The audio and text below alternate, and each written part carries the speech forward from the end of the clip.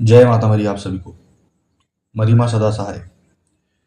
जैसा कि आप सबको ज्ञात है, 29 जुलाई को एक महोत्सव है। मैं यहाँ गुरु पूर्णिमा की बात नहीं कर रहा हूँ। जो शाबर ग्रामीण आदिवासी डोम तंत्र में घुसे हुए हैं, उन व्यक्तियों की बात कर रहा हूँ, यानी आषाढ़ी पूर्णिमा। आषाढ़ की जो पूर्णिमा आती है, इस पूर्णिमा में पूरे मोहल्ले को, क्षेत्र को बांधा जाता है, खोला जाता है। पहले खोलते हैं, फिर 1 साल के लिए बांधा जाता है। मैंने अपनी खुद आंखों से एक ऐसा नज़ारा देखा है जिसमें औरतें बिना वस्त्र के खून से लथपथ भाव खेलती हुई जा रही हैं और पूरे क्षेत्र को, इलाके को बांध रही हैं। आषाढ़ी पूर्णिमा में बकरे, सूअर के बच्चे और बड़े सूअर, मुर्गा मुर्गी इत्यादि इन सारी चीजों की बलि दी जाती है। तो इसी के लिए मैं आपको आज एक दिवसीय बहर बासु दसहाई मरही की साधना देने वाला हूं। जैसा कि इसके नाम से ही आपको क्लियर होगा, बहर बासु, बाहर निवास करने वाली दसहाई मरही, जो कि हैजा, उल्टी दस्त, पीलिया, इन सब से मारती है अपने शत्रुओं को। इस शक्ति से आप ऐसा कोई भी कार्य बचा नहीं जो आप कर ना सके। लाइक घर बांधना, घर खोलना, शमशानी चलाना, शमशानी रोकना, चौकी बैठाना, चौकी हटाना, तंत्र लगाना, तंत्र उतारना, मूठ वापस करना, मूठ चलाना, किया कराया हटाना, कराया करना, ये दसहाई बहर बासु मरी है। ये देवी का बहुत उग्र स्वरूप है, दसहाई और मरी। इस कारण से कृपया कर बिना गुरु वाले दूर रहें। एक दिवस की साधना है, कुछ ज्यादा तामझाम नहीं लगेगा, ग्रामीण साधना है और पूरी ग्रामीण विधि से होगी। आपको करना क्या है, ध्यान से सुन लो। जिस दिन आषाढ़ी पूर्णिमा 29 तारीख है, उस दिन आपको व्रत रखना है। चाय पानी दूध केला फल, ये सारी चीज आप खा सकते हैं। जब आप व्रत रख लेंगे, रात में 9:30 के बाद एक काला आसन, काले कपड़े लेना है और एक काली का चित्र लेना है ना। अब एक बाजोट के ऊपर काला कपड़ा बिछा दो, काली का चित्र रख दो। एक उत्तरमुखी दिया जलाना है और एक ईशानमुखी दिया जलाना है, सरसों के तेल का। 2 नारियल रख देने हैं, 2 नींबू रखने हैं और दोनों नारियल दोनों नींबू में आपको काले सिंदूर से तिलक कर देना है।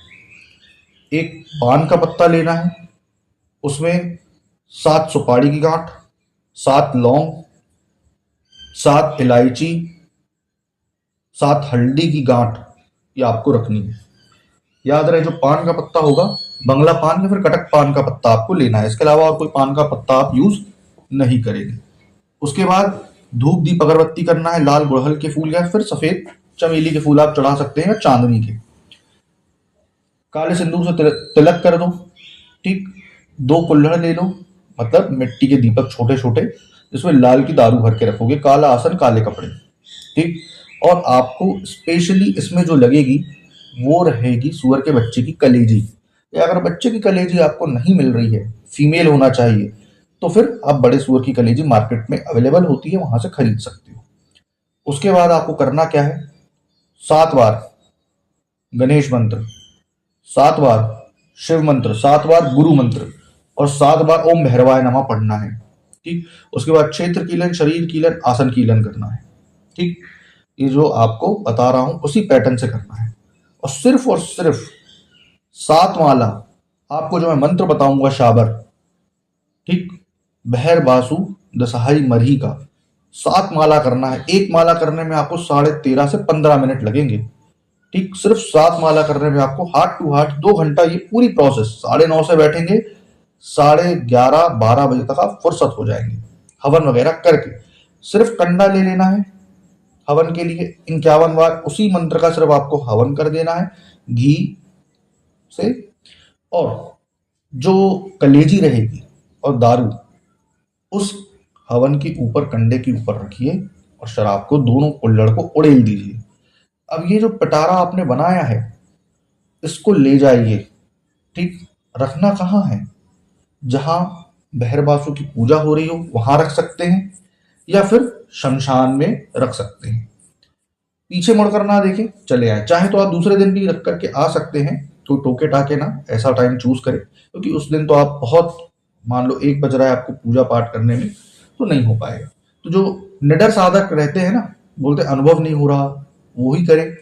जो डरपोक है और बिना गुरु वाले हैं, वो तो उसको करे ही ना, क्योंकि ये बहरवासु दिशाई मरी है ना।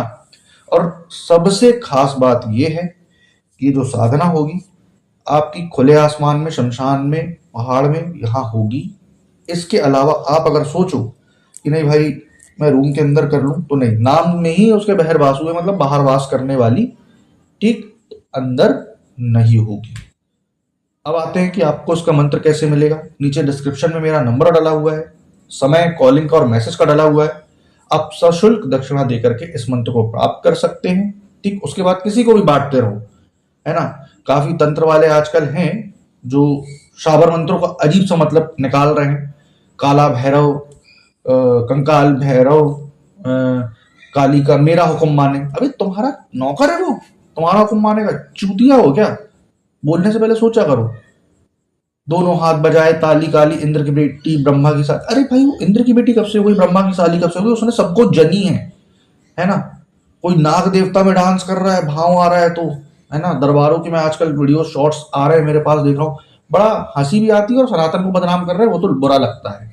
लेकिन क्या कर सकते हैं, चूतिया तो चूतिया, बढ़िया बदनाम भी कर रहे हैं। अब खुद सोचो, नाग देवता आ रहे हैं और एक दूसरे को ईटा और पत्थर मार रहे हैं, और भूत प्रेत जो खेल रहे हैं, भूत भी ऐसे नहीं चिल्ला रहा है, माइक के पास जाके चिल्ला रहा है। रोस्ट करने को तो ऐसा रोस्ट कर दूं कि फ्राई कर डालूं, लेकिन नहीं, वो अपना कर्म कर रहे हैं, मैं अपना कर्म कर रहा हूँ।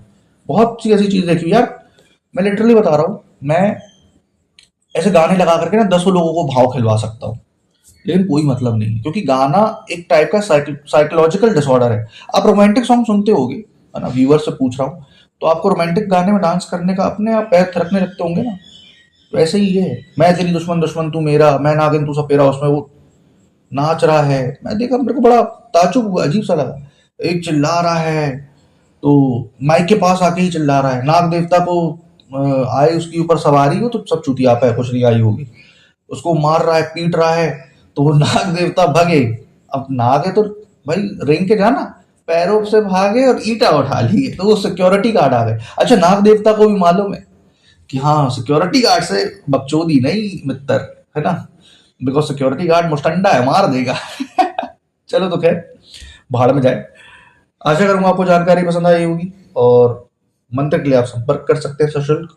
जय माता मनी।